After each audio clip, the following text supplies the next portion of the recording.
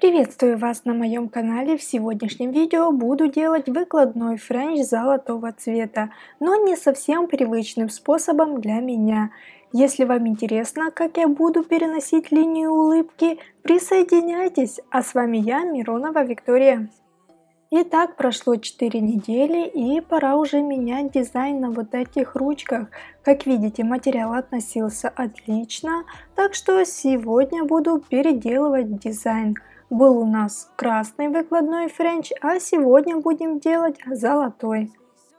Как я говорила уже и ранее, сегодня буду делать коррекцию выкладного френча не совсем привычным способом для меня. Точнее, раньше коррекцию выкладного френча я делала именно так. Но после одних курсов, когда я увидела технологию, когда можно снимать весь материал, я переучилась, и мне так стало более привычно и больше нравится результат. Но сегодня я хочу вам показать именно такой способ. Может вам понравится, и вы будете использовать его в своей работе. Как видите, для этого метода я использую фрезу барабан с острыми краями. Изначально я убрала длину, затем убрала свободный край и вырезаю усы. Работаю на максимальных оборотах моего аппарата в режиме форвард.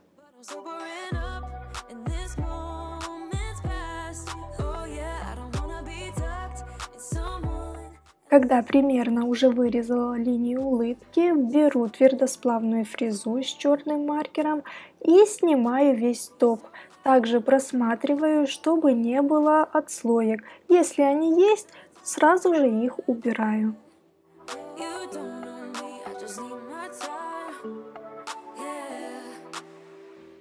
Пушером я отодвигаю кутикулу. Образовывается карман, в котором я дальше буду работать фрезой.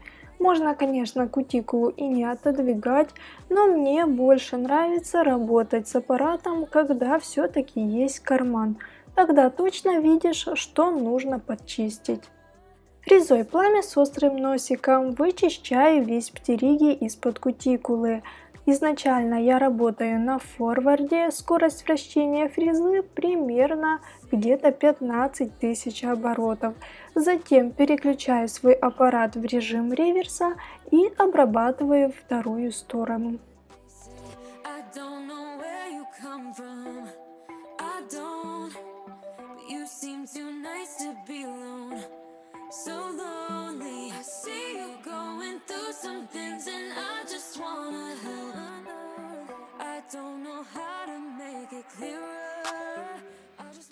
Пилкой 100 грит аккуратными движениями снимаю глянец натурального ногтя.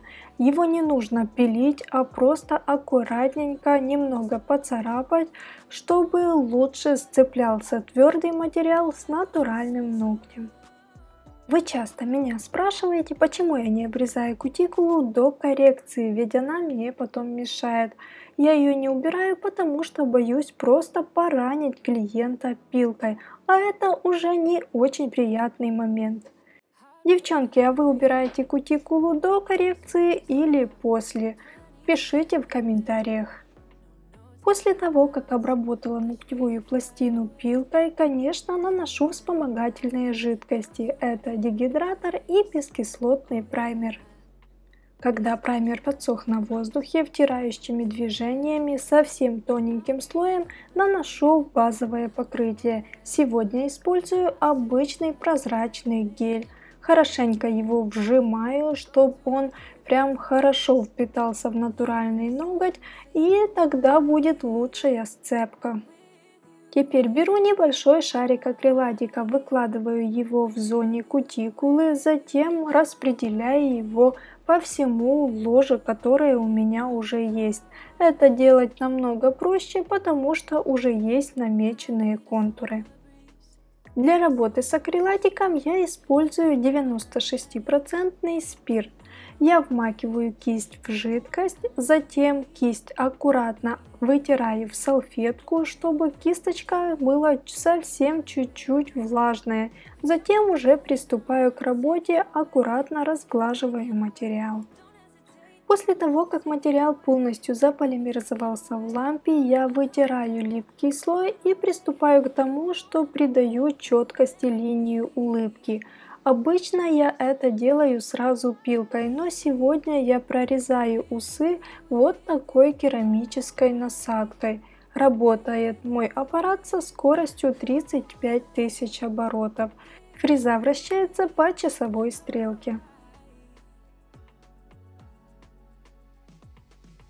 Теперь осталось пилкой придать четкости линии улыбки. Так как перед этим я уже поработала фрезой, это делать совсем легко.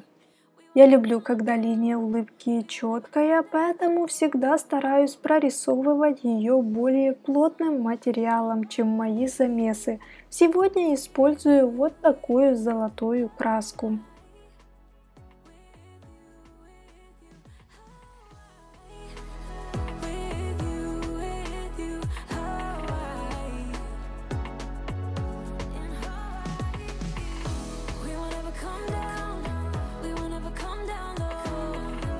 Так как свободный край у нас сегодня будет золотистым, то буду делать вот такой замес. К прозрачному гелю добавляю немного той же золотой гель краски. К ним добавляю разных крупных и мелких блесток. И также добавлю еще вот новый пигмент у меня появился. Попробую, как он в работе. Выкладываю свой замес на свободный край. Как кажется, замес достаточно простой, очень много прозрачного геля, совсем чуть-чуть блесток и гель, краска и пигмент, что может помешать этому замесу высохнуть полностью в лампе. Но не тут-то было. Оказалось, что, наверное, я добавила чуть-чуть больше пигмента, и материал сох достаточно плохо, поэтому я его очень долго держала в лампе. Вы сейчас увидите, как будет выглядеть материал после того, как он полностью высох.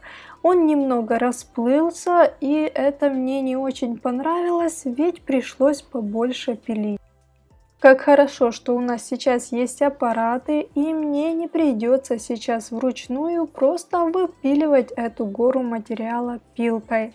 Беру твердосплавную фрезу с черным маркером и опиливаю свободный край.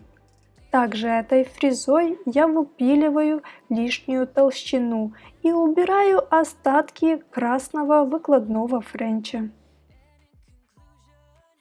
Теперь пилкой делаю опил. Изначально я равняю свободный край. Равняю боковые стороны. Затем прохожусь по поверхности ногтевой пластины, чтобы сгладить все неровности, которые могли остаться после работы фрезой.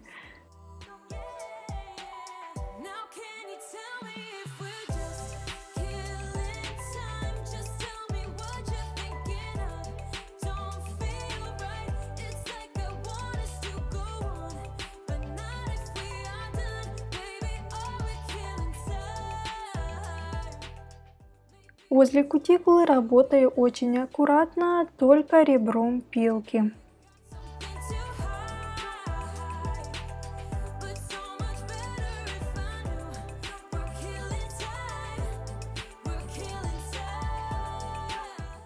Затем подпиливаю боковушки.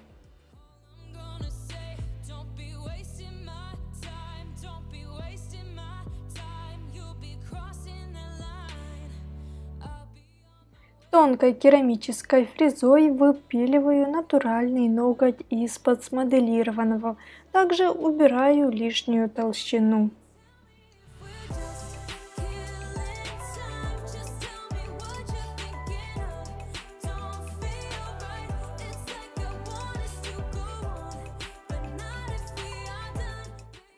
Для того, чтобы подровнять торец и было все красивенько, я использую фрезу Юла. Ну, чтобы форма была четче, я в конце вот прохожусь еще обычной тоненькой пилочкой.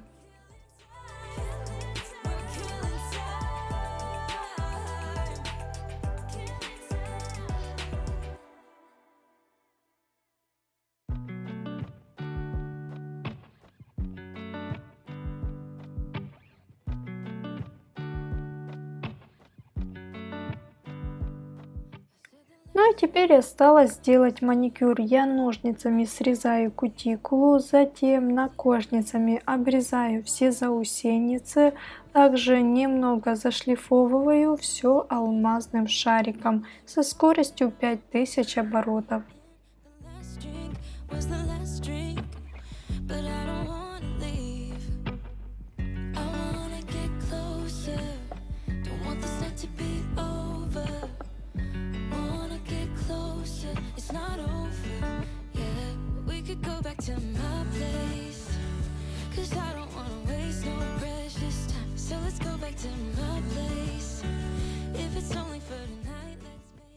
Ну и на завершение, конечно, перекрываю ногти топом без липкости с двух сторон.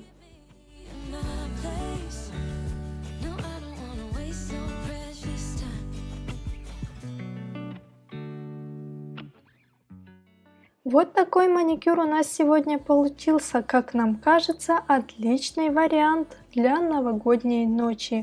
Как всегда, золотые ногти будут в тренде. Пишите в комментариях, понравился ли вам такой маникюр, как вам такая техника выкладного френча. И вообще просто пишите комментарии, мне будет интересно почитать. Ну, на сегодня у меня для вас все, но я надеюсь, что мы встретимся с вами в новом видео. Всем пока-пока!